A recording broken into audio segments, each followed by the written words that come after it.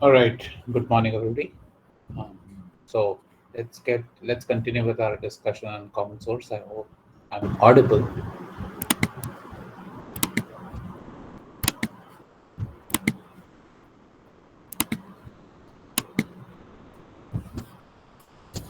Okay.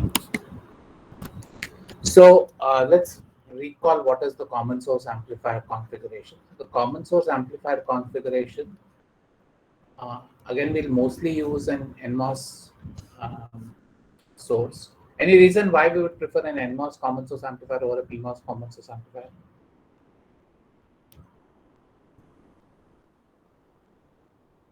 Anybody?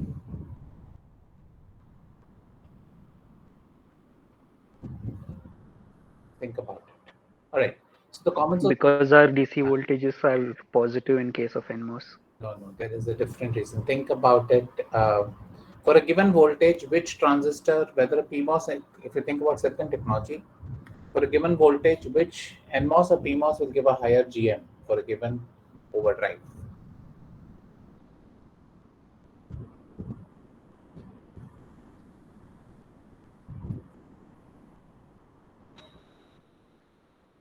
Which one will give a higher GM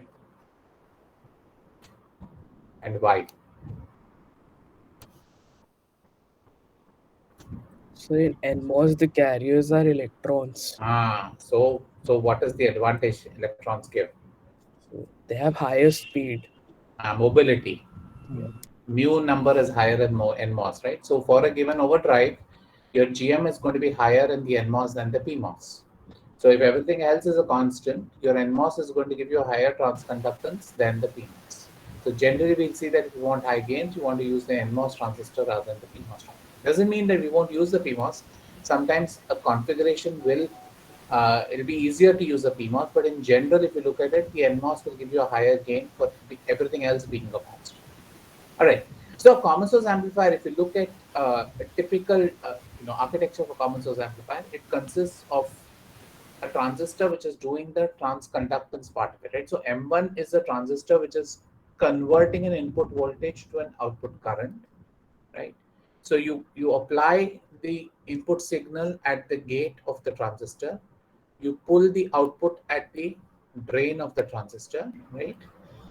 And you connect an load to this transistor, right? And so what is this load doing? So remember, the way we talk about gain of this transistor, therefore, if you talk about the gain of the circuit, the small signal gain of the circuit is given by GM of this transistor. Remember, you always have to identify which is the transistor which is doing the conversion of voltage to current, which in this case, because of the fact that I've applied the input voltage to the gate of M1, M1 is doing your conversion. So it is going to be minus GM1, right? Again, GM1 refers to the transconductance of the M1 transistor times R naught 1, right? For an ideal transistor where lambda is not equal to 0, it is going to be RO1 parallel to whatever is the resistance offered by the load when you look at the load from the output, right? So in this case, if it's a simple resistor, then you look at the resistor, you see a resistor, then it becomes R1 parallel R. If you look at a transistor, when we had a PMOS transistor in saturation, then if you look into its drain, you see an RO2, and therefore this becomes RO2. So one of the key tricks in designing a common source amplifier is you need to estimate the small signal resistance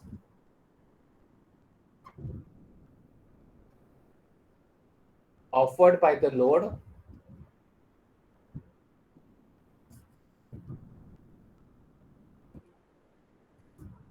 looking into the output node, right? So whenever you look at a circuit, if you want to analyze a circuit, first thing you have to identify is whether it's a common source configuration or not. So the way you identify a common source configuration is you identify a circuit which looks something like this, right? So remember, the load needn't be a resistor load. I can also have a capacitive load. I can have transistors as load, right?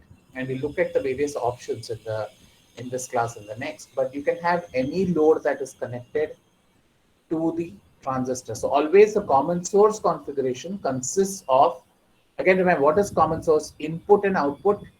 The source node or the source terminal of the transistor which is doing the conversion, the source terminal is common between input and output, hence the common source amplifier. So our input is applied between the gate and source. The output is pulled between the drain and source. So the source junction is common between two, hence it's a common source amplifier. So once you identify the transistor which is doing the transconductance, everything else connected to the circuit becomes a load. And so the way you find the gain of this circuit is by looking into this transistor and seeing what the gain of this finding what the resistance of this load circuit is if I look into its node. So one of the ways we looked at in the previous class was that one of the problems if just connecting RD to this circuit, right, was this RD has to be high for you to get a high gain, right? But if your RD is high, then you end up having an issue because your overdrive reduces, right? So one way we thought about it is we use a passive PMOS load. So what we do is we connect the PMOS, right? We connect the PMOS to the gate, to the drain, and we set it up such that the bias on the PMOS is set up in such a way that PMOS remains in saturation, right? So how do you set it up? You ensure that VP minus VDD minus VTP is less than the VDS that you've applied, right? And so again, remember here, the way you would write the gain of this transistor, how would you talk about the gain of the circuit? The gain of the circuit, again, identify which is the transconductance amplifier. So in this case, because you've applied the signal to the gate of M1, you're pulling the output through the drain of M2. So M1 is the transistor which is doing your transconductance, right? And so I write the gain directly as minus GM1 times RO1. Now the question is, what does this transistor look like if I look into this node, right? So if I look at the drain of the transistor, then it looks like RO2. How do I identify that? Let's draw the circuit, small signal circuit of M2. So remove this part of the circuit. Let's draw the small circuit of M2. The small circuit, as a small signal circuit of M2 looks like this. So this is your gate, right? Sorry, that's your source. This is your gate, right? And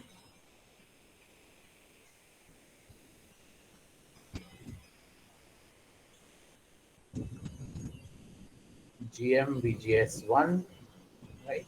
So this is your VGS.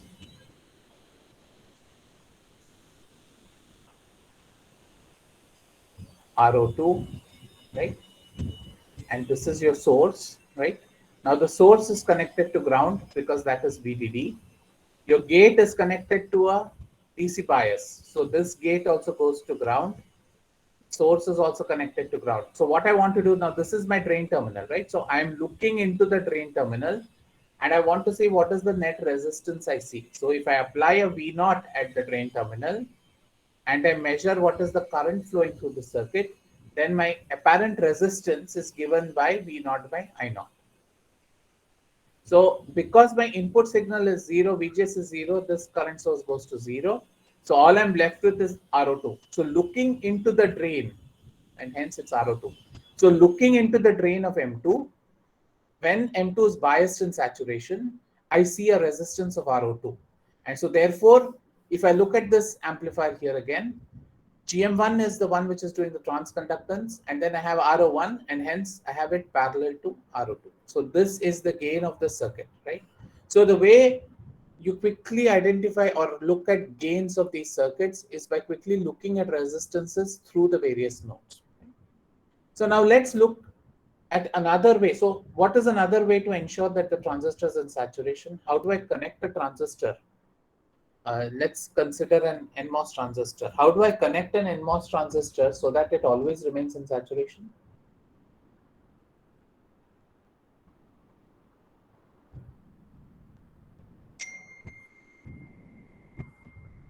Sir, connect the gate and drain voltage to the same. Correct, right? So if I think about an NMOS transistor, if I do a connection like this,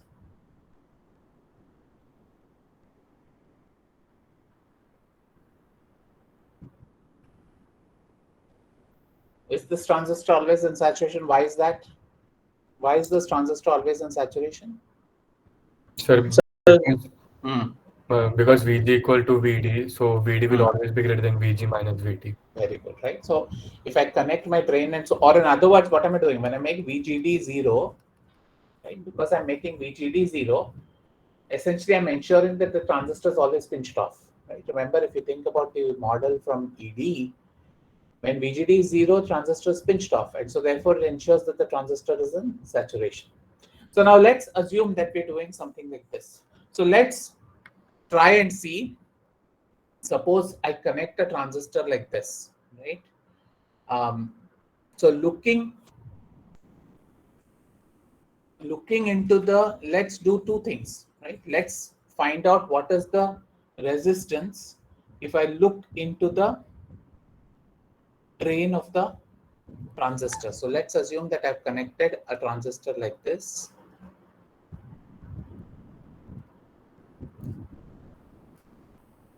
Right? What is the resistance looking into the drain of the circuit? So how do I find that out? Can one of you calculate that and let me know?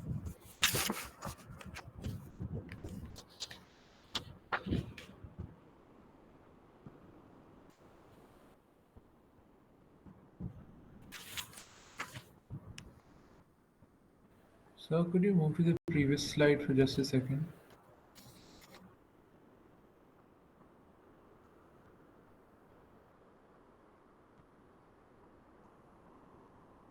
Thank you, sir.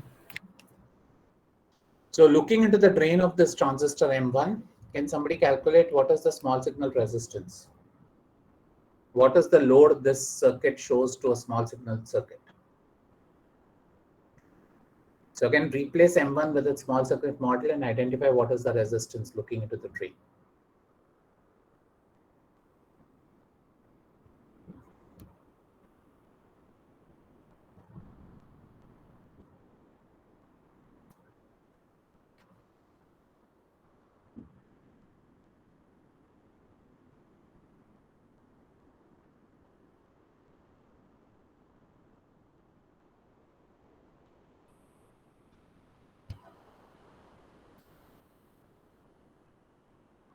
So let's replace the model of M1 with its small signal model.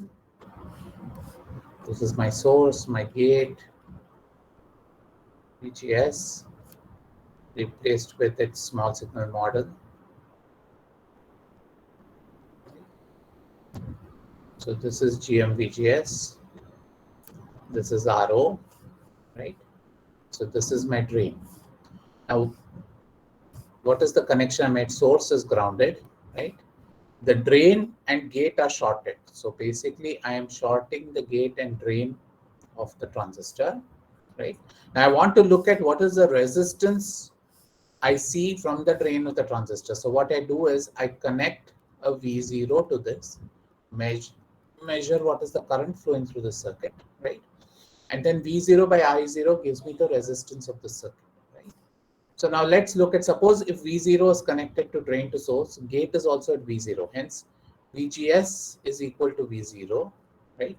Which means that I0 can be written as total current flowing into this circuit is given by GM VGS plus V0 by R0, right? Or in other words, it's given by GM into V0 plus V0 by R0. Or in other words, I can write this as V0 by 1 by GM plus V0 by R0. Or V0 by, so, or in other words, I can write V0 by I0 as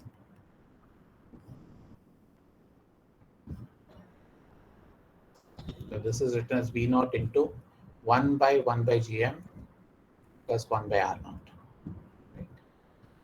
In other words, V naught by I naught therefore is given by 1 by Gm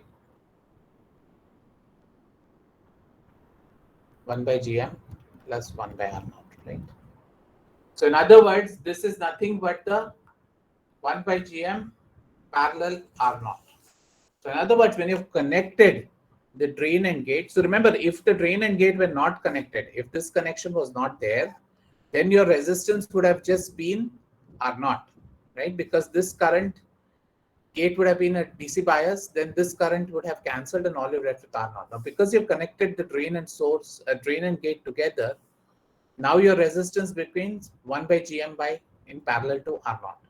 And in general, this is approximated to 1 by Gm because R naught is much larger than 1 by Gm. So generally what we see is when we've connected a transistor whose drain and gate are shorted, then the load that the transistor offers is given by 1 by Gm. Right? In reality, again, it's 1 by Gm parallel R naught, but we approximate it as 1 by Gm. Right? Now, 1 by Gm again is not a very high number. Remember, Gm is a high quantity, right? Gm is something which you want high because that you want Gm to be high when you're designing a transistor because that is how the transistor is in saturation. So 1 by Gm tends to be a smaller quantity. So what happens in this case, therefore, is when I connect a transistor like this, even though the transistor is always in saturation, you'll see that the resistance this offers to the circuit is going to be much less than if I just connect a transistor directly in saturation in the bias voltage. Right? So the effectiveness of this connection for a small signal analysis is not as good as what it would have been if you had done DC analysis. So let's find the gain of this circuit. So let's that resistance we found is from looking in from the D side, right? Yeah. Okay. Thank you. So let's do this. Let's connect this NMOS.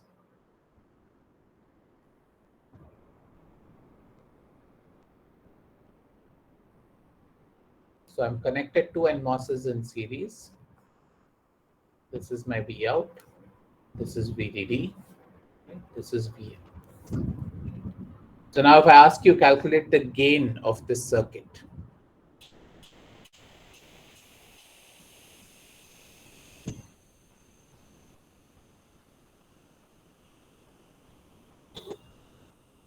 What is the gain of the circuit?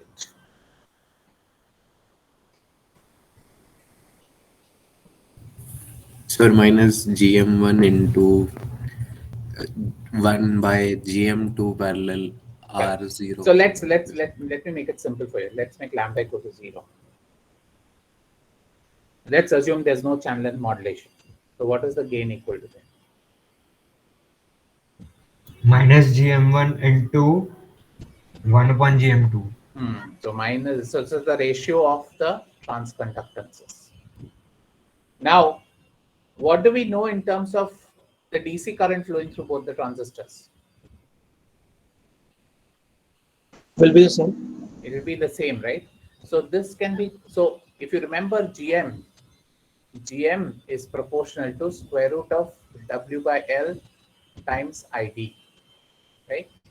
Now, because these are connected in series, ID is the same. So this can be quickly written as minus W by L1 by W by L2.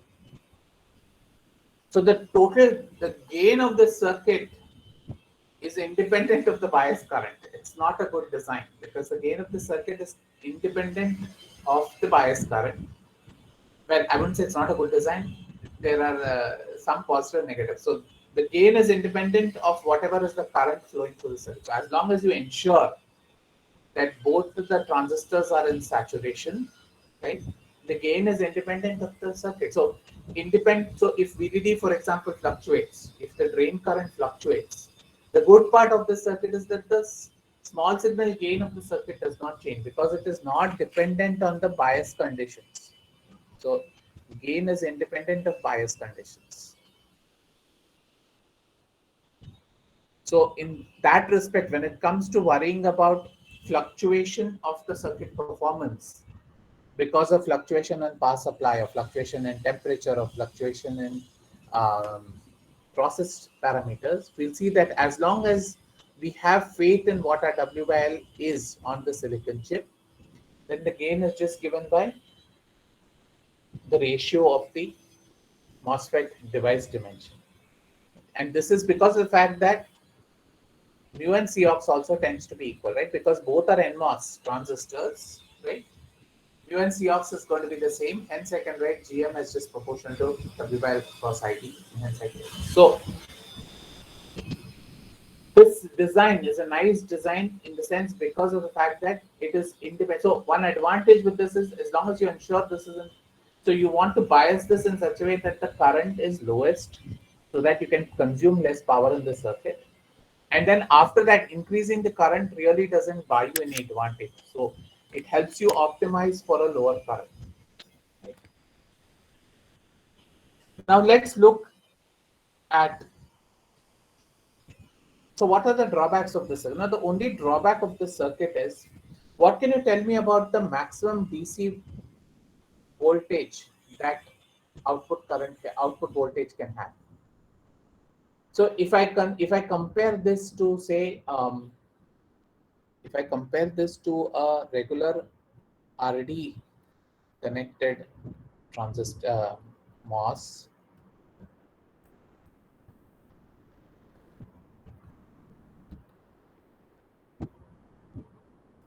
so in this case, what is the maximum value of Vout? In this circuit, what is the maximum value of Vout?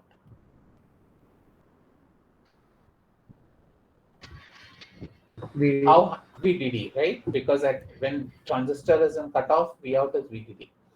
Now, what is the maximum value of Vout in this case?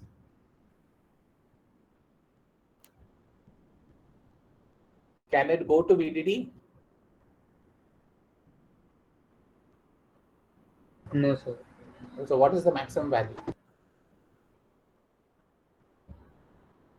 VDD minus VT. Very good, right? So, what you see therefore is, and why is it VDD minus VT? Because M2 is going to be in saturation, right? So, M2 is going to be in saturation means this transistor always has to be turned on. So, if you want a connection between Vout and VDD, this transistor has to be turned on, which means that this voltage, the minimum voltage that can have, is VDD minus VT, right?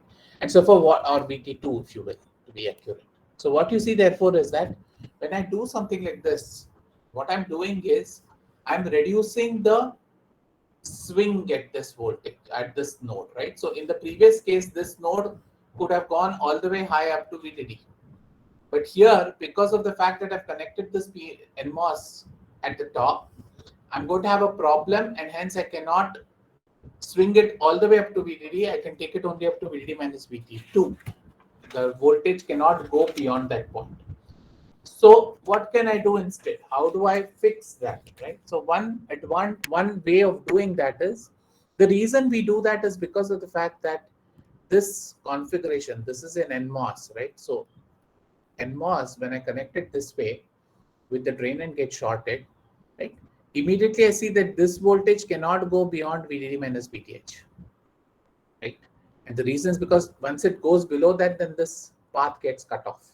There's no current flowing through the circuit if this voltage goes above VDD minus VTH. So this is the maximum voltage that the source of this transistor can go before the transistor gets cut off, right?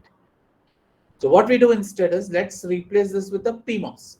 So we will connect a PMOS such that a PMOS is always in saturation. So how do I connect a PMOS in saturation? So the way I would do that is, again, my transconductance amplifier is right here, or transconductance transistor is right here. This is M1, this is V in, and this is V out, right? So I want to connect a PMOS transistor here. So how would I connect the gate now? Would the gate go up to VDD or would the gate go up to V0? If I want this PMOS M2 to be in saturation, should I connect the gate to VDD or should I connect the gate to ground, to Vout?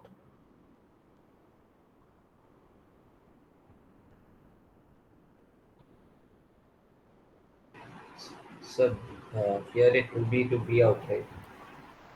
What happens if I connect to VDD? Sir, VDD is the source, but you need Hmm. to connect it at drain. So if I connect the gate to VDD, what happens to the transistor M2? Which region of operation will the transistor be?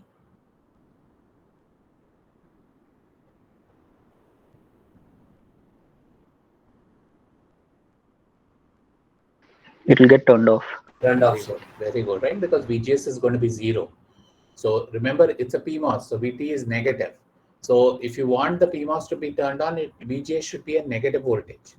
So VGS goes to 0, then M2 will get turned off, right? So in this case, now calculate, so let's assume now lambda is equal to 0, calculate the gain of this transistor. What is the gain of the circuit, sorry?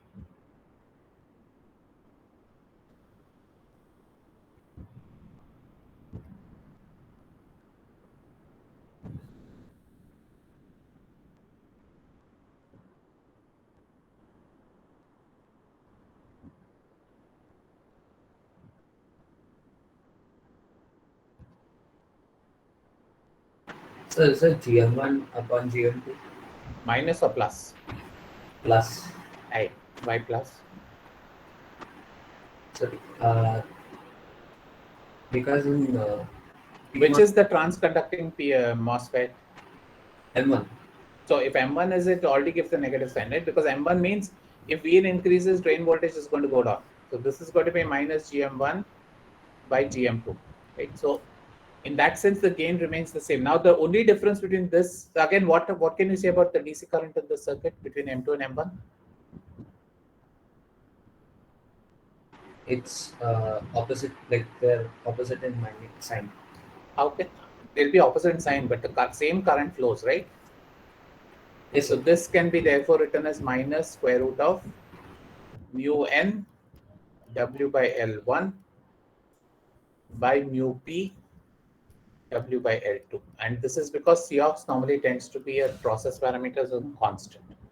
So here what you see is that you see that the gain is given by a ratio not only of the device dimensions but also of the mobilities. Now this is because of the fact that now you have a holes moving in M2 and you have electrons moving in M1. Right? So therefore the gain is now colored by mu n by mu p. So, could you explain the difference between this setup and the current loaded CS we had done in the last lecture? You tell me what is the difference. I mean, the main difference is that the GE of the PMOS is connected to V out here.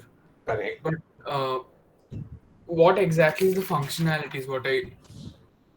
No, I'm just trying to give you different ways by which a transistor can be biased in saturation. Now we'll look at this a little bit carefully later on, but let me talk to, so good question. Let's talk about these two configurations. Also, what would be the name of this configuration? It's the same as common source. Okay. Thank you. So what is the difference between these two gains? What is the gain in circuit 2 given by? If lambda is equal to 0, what happens to the gain in circuit 2?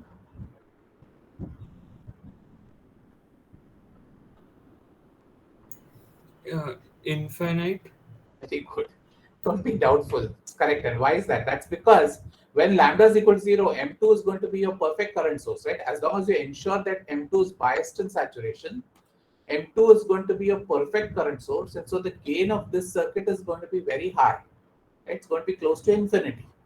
Whereas in this case, the gain, even though lambda is equal to 0, this is a perfect current source, but still you see that the gain is limited. It's limited to GM1 by GM. So that there's a difference between the two when lambda is 0, right? That's because this configuration, having a transistor biased in saturation this way using a voltage, tends to, in small signal analysis, tends to be a better current source than something like this. So I just want to drive home the fact that just because the transistor is biased in saturation doesn't mean it's a good current source for small signal. Right? This configuration, when I connect the bias voltage directly to the PMOS, this shows RO1. If I look into this, this is going to show RO2. This is showing 1 by GM2, right? So the difference in these two circuits is that the load in the circuit at the bottom is an RO2 load, small signal load. Whereas the small signal load in the first circuit, the circuit on top, is a 1 by GM2 load. And generally 1 by GM2 is a much smaller quantity than RO2. So what you're seeing essentially is that circuit 2 has a higher load. So always go back to your first circuit that you did, right? In this case, the minute you start making this resistance higher and higher, you're getting higher gain, right? And so the same thing is happening here. This circuit is going to give you a higher gain because this configuration in small signal gives you a higher resistance than this configuration. Now the drawback of this circuit is, in this circuit, if you look at it, there's only one voltage VDD, right? Everything else is connected, so I don't have to worry about anything else. Here what happens, I have to create a separate circuit to generate this bias voltage, right? So the difference between these two is that while this circuit, it's easier to create the circuit on top, because all I have to do is connect the gate and drain together and I'm done. Here I have to generate a different circuit which is going to generate this bias voltage. So it takes more work to create this circuit. So that's the trade-off between the two. The top circuit will be easier to make, whereas the bottom circuit requires some work in identifying how to get the right bias voltage. But again, at DC, both these configurations, M2 is in saturation. But you see that the load offered by M2 differs depending on how you have pushed M2 into saturation, right? And so when you're creating a circuit, when you want a higher gain, you have to think about what is the trade-off you're willing to do for that higher gain, right? So if you have the flexibility of going for a separate biasing circuit to create the bias voltage, then you can go with something like this, which will give you the high gain.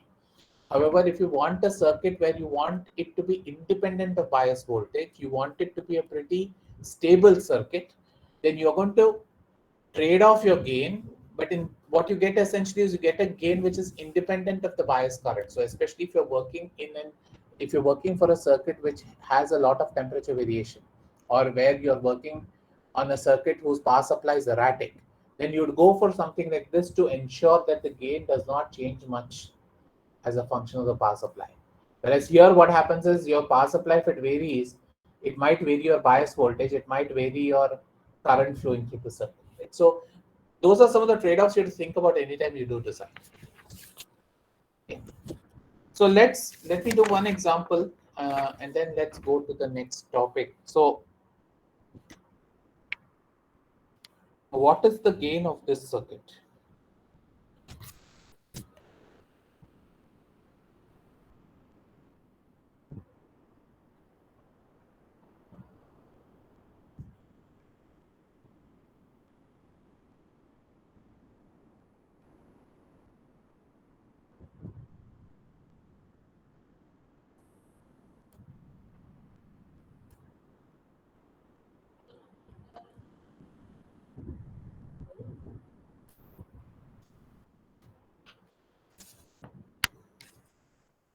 Find the small signal gain of this circuit. Assume, so let's, lambda is not equal to 0.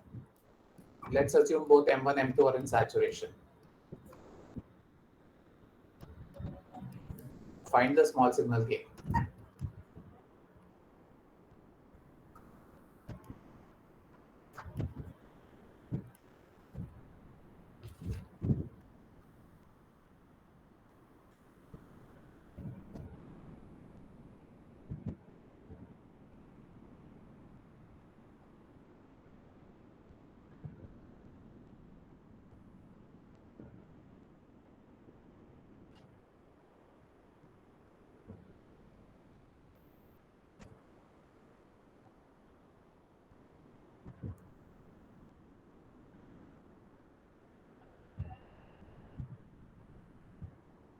First, identify what is the kind of what kind of a amplifier is this? What is the topology of the amplifier?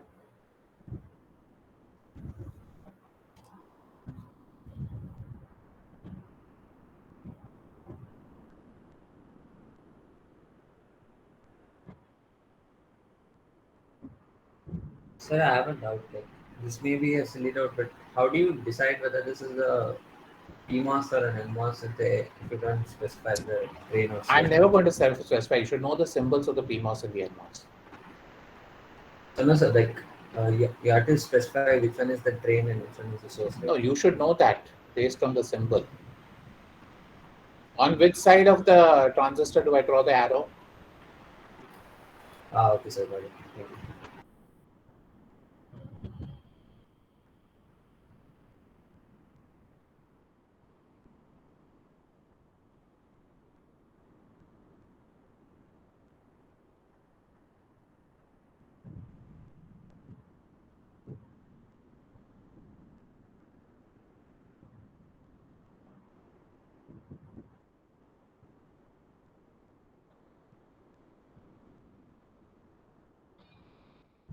So this is a common drain configuration.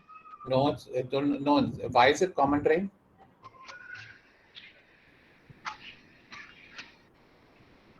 Because VA. Okay, sorry.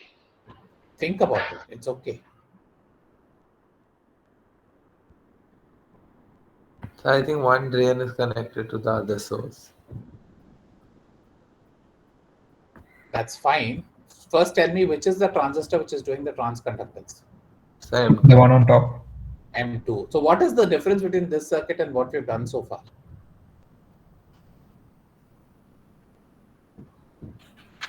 So the transconductance transistor is connected to VDD this time.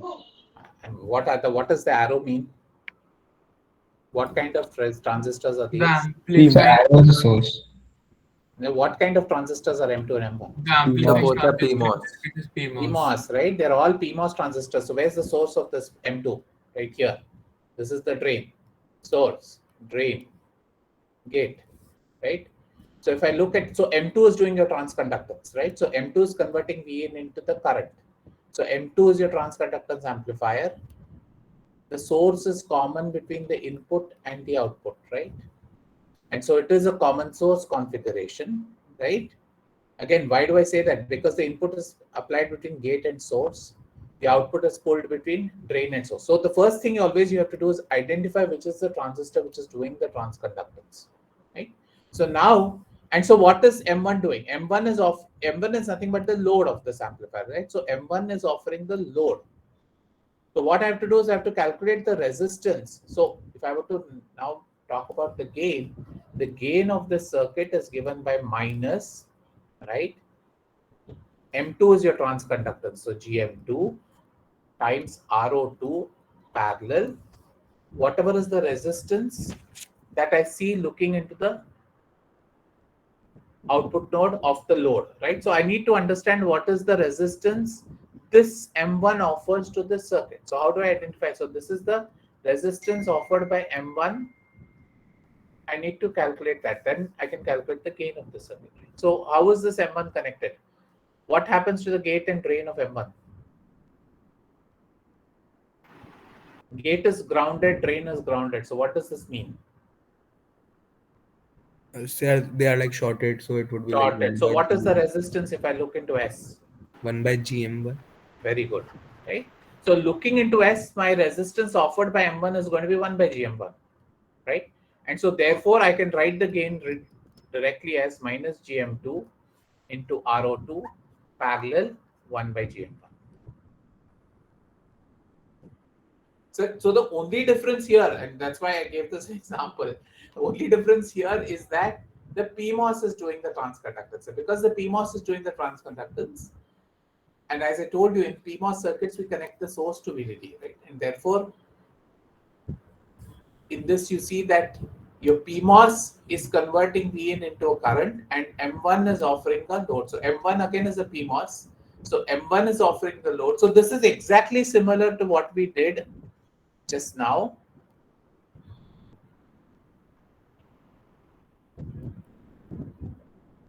So I could call this M1 and this M2 with the NMOS transistors this way.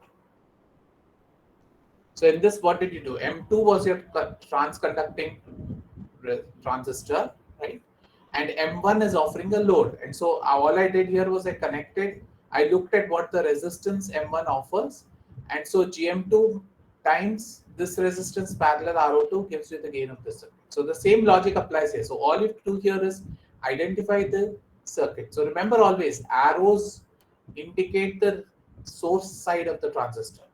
An arrow coming out from the gate indicates this is the PN junction, right? So an arrow here means that the channel is P, the substrate is P, the drain is, or the source is N. So whenever you do an arrow, this arrow indicates which is the N side, right? So an arrow coming out indicates that the source is the N type.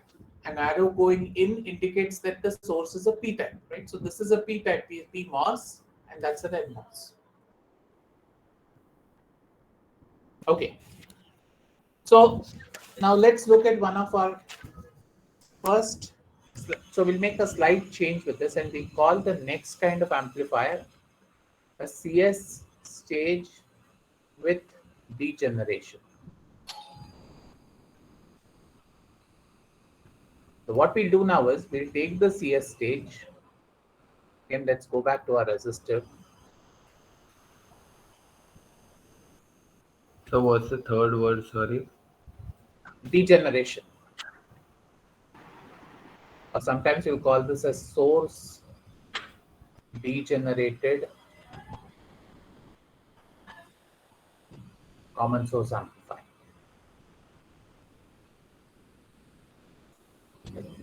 So what we'll do in this is that this part of the transistor amplifier configuration remains the same. I apply, this is my M1, I apply a Vin, right, at the gate. I pull out the Vout at the drain. But in the previous case, I connected the source directly, right?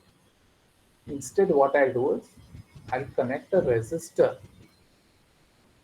And this is called your source degeneration resistor. So in addition to a resistor connected to drain, so this is your load resistor. Additionally, I create what is known as a degeneration resistor here. Now, when RS is basically, therefore, when RS is 0, this thing comes down to a standard CS amplifier. So all we have done in difference to the CS amplifiers have connected this RS. So can anybody think of a reason why I would want to do this? So think of it in terms of variability. So one of the, if you remember, we want to bias this M1 in saturation. So ideally we would have some DC voltage that we would apply on this gate terminal, right? Now what happens is that suppose this voltage varies. So one of the one of the things in design that you have to always be wary about is you want your design to operate for any fluctuation in temperature or in power supply or any of that sort, right? So you don't want your circuit to be very dependent on any fluctuation. So we'll talk later next semester about noise rejection, all that. So when you're designing a circuit, when you're designing a system, you ideally want the system to reduce the noise at the output with respect to the input. So it should have what is known as noise rejection. Similarly, we talk about power supply rejection. That is, we don't want the circuit, suppose my VDD is fluctuating. I don't want the output of my circuit to also fluctuate with VDD. Ideally, I want to be smart enough when I design the circuit that if the input also fluctuates, the output to try and remain stable. Right? So in this case, we want to design a system which is stable. So we'll come back to this again when we do feedback later. You'll do this in control systems also. So one of the key things to design a stable system is we want to see if the output changes, I want to ensure that the input changes in such a way to reduce the change in the output. Right? And that's essentially what feedback is. For example, a very simple instance is if your speaker gets too loud, what do? You go and reduce the volume setting on your computer, right? And how do you ensure that the sound waves that you hear and you get a feedback saying that it's too loud, and then you go and reduce that, right? So you're creating an action which is reducing the impact on the output signal. So ideally what you're doing is you're sampling the output, and then you're saying that, oh, the output is high, so let's change the input such that the output goes low again. So if the output goes high, I'll come back and change the input such that the output goes low. Right? So same thing what this is doing is, if you think about, let's assume for example that my Vn starts to fluctuate. If my VGS starts to fluctuate, right? So if my VGS suddenly goes high, what happens? What happens is that there'll be more current flowing through M1. That more current is going to increase the voltage drop across RS. Right? And because it increases the voltage drop across RS, what happens to the value of VGS? Or what happens to the total overdrive across M1? It reduces, right? So if I increase this voltage, current of M1 goes up, RS is sampling that current, right? And what it is doing is it is saying, okay, this is going up, hence my overall VGS goes down and ensures that my I goes down again. So having this RS is essentially trying to reduce the impact of the applied voltage that you have on the variability of the current in this transistor, right? So that's why we use this RS. Now the drawback we'll see with RS is RS will reduce the gain of the circuit. Right? So you are trading off stability to gain. So you're trading off DC stability to the gain of the circuit. So let's now calculate what the small signal gain is of this circuit. So let's assume lambda is equal to 0. We'll make it simple for now, and then you can do what happens when lambda is not equal to 0. Calculate the gain of the circuit. So how do you go about calculating that? Again, replace M1 with its small signal model. G, S, drain. So this is your VGS. This is GM VGS. This is your drain terminal, right? So this is my transistor. Now let's do the connections. RD connects the drain to VDD. Small signal VDD is ground. So this is going to be my RD. That is going to be my output node. VG is connected to Vin, right? And the ground is here. The source now is not grounded. So the source is connected to RS and then grounded. Right. So the difference between the previous circuit and this circuit is VGS equal to Vin in this case? Is VGS equal to Vin in this circuit? Yes or no? No, sir. No. And why is that? So some voltage is not across RS. So Right. So what you see therefore here is that the net input that you're having, and that's essentially what we said, right? Because RS is connected to the source, you're degenerating the source. So now if I'm going to write my KVL in this loop, right? My KVL in this loop is Vn is given by VGS plus the voltage drop across RS. Now what is the current flowing in RS?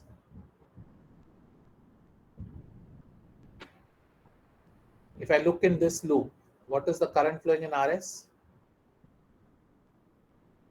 GM VGS. GM VGS, right? So I can write this as VGS plus current flowing is GM VGS. So GM VGS times RS, right? In other words, my VGS therefore becomes Vin by 1 plus GM RS. So what is happening therefore is, if I connect this RS in series at the source, when this RS was not there, my entire Vin was dropping across the M1. Now because of RS coming into play, only a part of Vn drops across VGS, and that is given by Vin by 1 plus GM RS. So what is Vout equal to? Vout is equal to, how do I calculate Vout? Vout is nothing but the current flowing through RD. That is going to be the voltage across RD, right? So that is given by minus GM VGS times RD. So if I continue with this, so Vout is given by minus GM VGS RD. VGS is given by Vin by 1 plus GM RS. Right? So therefore Vout by Vn which is your small signal gain, is given by minus GMRD by 1 plus GMRS. Right? So could you show the previous slide once? Thank you, sir. So what you see here is that you see that previously your gain was GMRD when you didn't have RS. Now because of RS, all of a sudden now your gain is reduced. So this is going to be much smaller than just minus, sorry. If I take the magnitude of the gain is going to be much smaller than GMRD. Right? So adding this RS into your circuit, you have reduced the small signal gain of the circuit by 1 by GMRS. So the other way to write this sometimes is I can write this as AV is equal to minus RD by 1 by GM plus RS. Right? I divide the numerator and denominator by GM. So I write the gain as AV as RD by 1 plus GM plus 1 RS. Or in other words, I can write this as minus resistance in the drain by 1 by GM plus resistance connected in the source.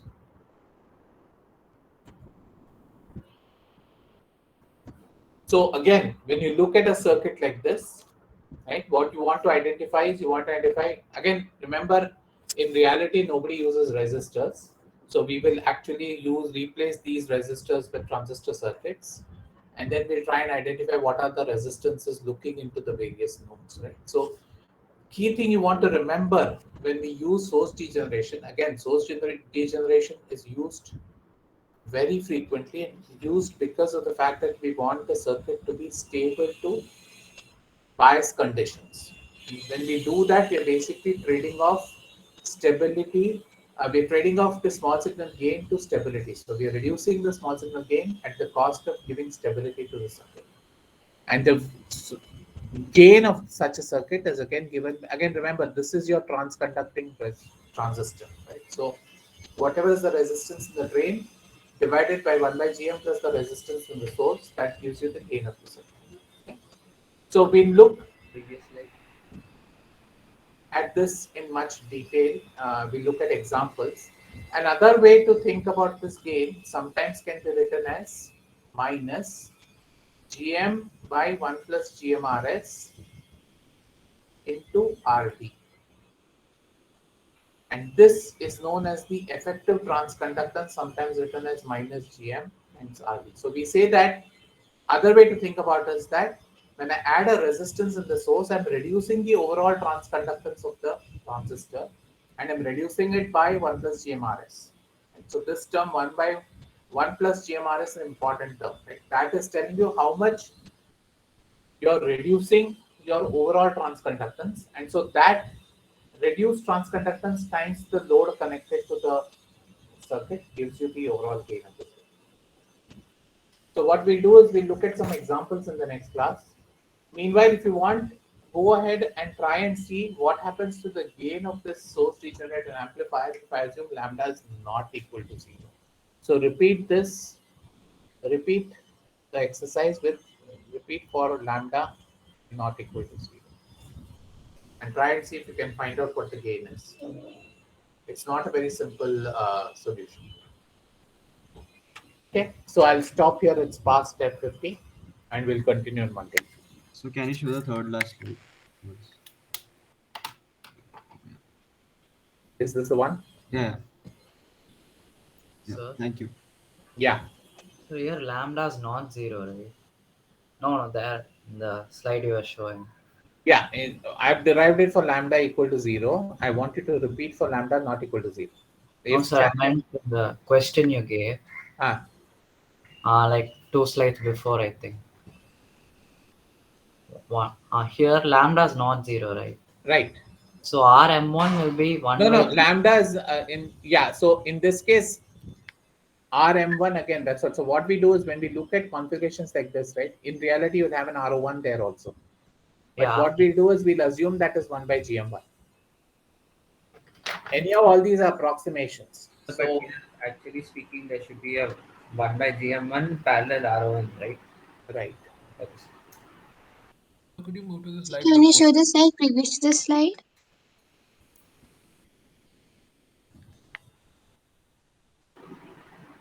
Also, sir, are you free like before 12 o'clock tomorrow for like a Tautar?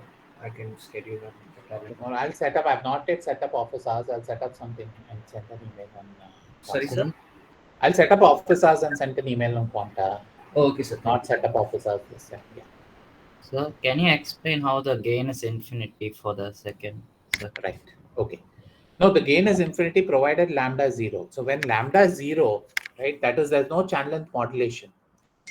M2 looks like a perfect current source. So as long as I ensure that M2 is in saturation, right? When lambda is equal to 0, M2 looks like a perfect current source because no matter whatever is the voltage drop across VDS, the current remains a constant, right? So in that case, when lambda is equal to 0, M2 behaves like a perfect current source, and hence looking up into M2, right, I see an infinite resistance. So in other words, this is equivalent to, this circuit becomes equivalent to having something like this. Sir, my doubt is how will you see an infinite resistance? Won't you see zero resistance? No, when lambda is 0, yeah. if you look into the drain of M2, what will you see? Remember IV characteristics of the NMOS. Let's look at an NMOS in saturation, perfect NMOS in saturation, right? IDS and VDS, it's flat, right? So what is the resistance of this region in saturation? Infinite. Infinite, right? Yeah. So that's what I said when I mentioned if I bias the transistor in saturation, right? The transistor in saturation behaves like a current. What is the definition of a current source? If you think about a current source, with say some current I and some terminal voltage is V. If I want to plot the IV characteristics of a current source, what is this? How would this look like? Constant current through the current, right? So this is how the ideal characteristics of current source are going to be. So if you look in this window where the transistor is in saturation, right, it looks like a current source. So provided I have M2 biased in saturation, so I'll pick VB in such a way that M2 is biased in saturation, and so provided lambda is equal to 0. So the issue comes because lambda being 0, there's no channel length modulation. Then this, in reality, if you look at today's transistors will show something like this. So in which case your R0 is no longer going to be 0. So when this RO2 is some finite resistance, so looking up into M2, you're going to get RO2. So in that case, you have to go. So the what do you say? The gain of this then become GM1 into RO1 parallel RO2. Right now, it's the same as RO1 parallel RO2. Only thing is because if lambda is equal to 0, RO2 goes to infinite. Right? And that ends up giving you a gain which is infinite. Is that clear? Yes, sir. Yes, sir.